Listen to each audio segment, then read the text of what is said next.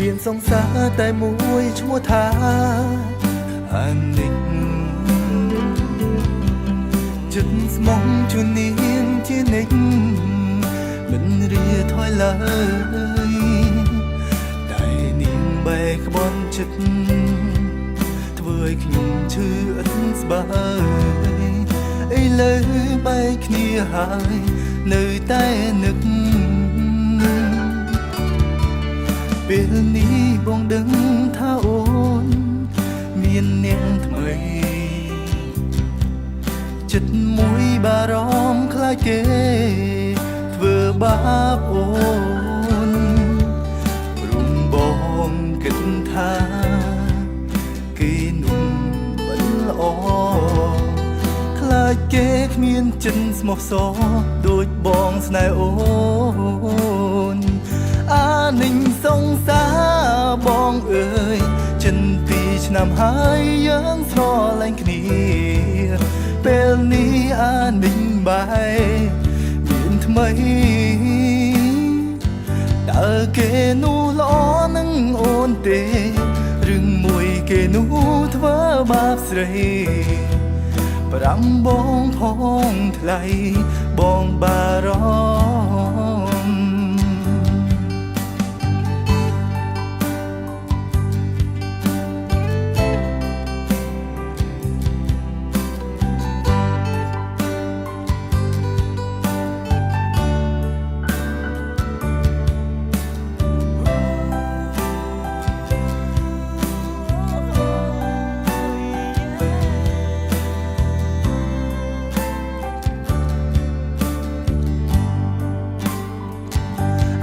និញសង្សារ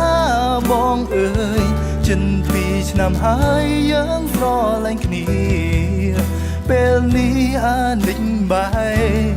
មានថ្មីតើគេនោះល្អនឹងអូនទេរឿងមួយគេនោះធ្វើបាបស្រីប្រាំបងផងថ្លៃបងបារម